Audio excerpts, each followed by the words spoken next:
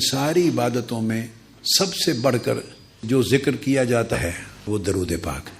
یاد رکھ لیں، صرف جو درود پاک زبان ہلا کے پڑھتا ہے نا، تسبیح کا دانہ گراتا ہے یا نہیں گراتا، لب ہلاتا ہے مگر پڑھتا ہے الفاظ درود پاک کے، اس کا بھی قبول ہوتا ہے۔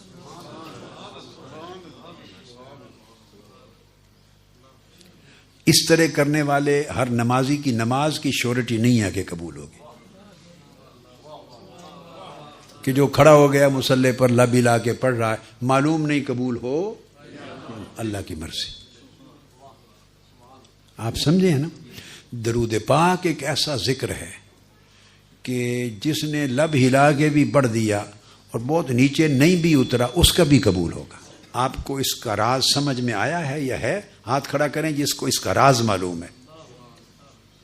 زیادہ کو معلوم نہیں ہے، میں ان کو بتاتا ہوں۔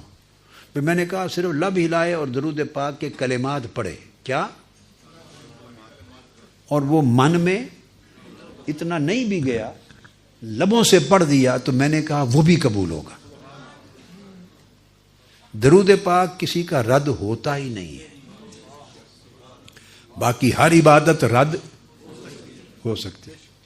یعنی کوئی حج کرے تو وہ نہیں کہہ سکتا کہ قطعی طور پہ میرا حج قبول ہے، عمرہ کرے نہیں کہہ سکتا کہ قطعی طور پہ عمرہ، روزہ رکھے، نماز پڑھے، خیرات کرے، صدقہ دے، زکوٰۃ دے، قطعی طور پہ کوئی گارنٹی نہیں دے سکتا کہ میرا یہ عمل قبول ہے۔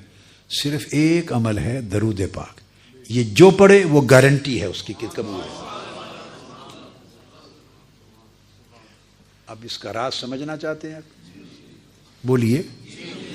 بڑا آسان ایک راز بتا دیتا ہوں، باقی اس کے علاوہ بھی بہت بڑے بڑے راز ہیں، بہت راز ہیں، مگر ایک سادہ سا راز جو آپ کو ایک سیکنڈ میں سمجھ آ جائے گا اور بھولے گا نہیں۔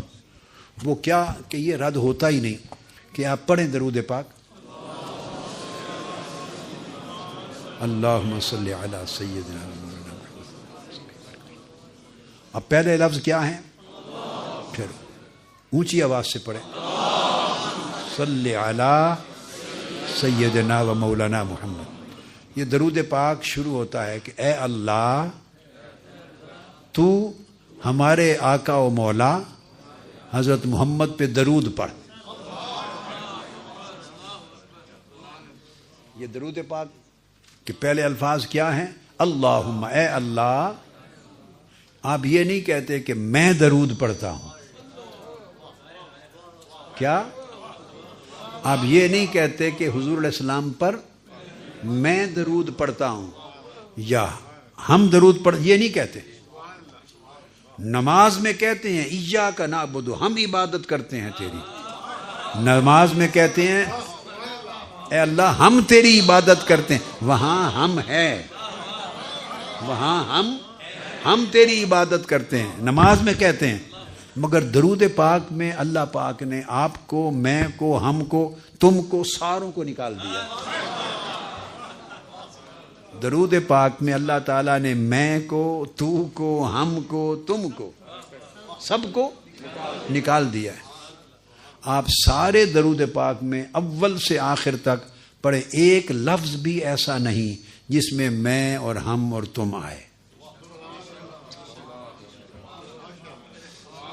ایک لفظ بھی ایسا نہیں جس میں میں آئے۔ تو یہ جو عمل رد ہوتے ہیں وہ رد ہی میں کی وجہ سے ہوتے ہیں۔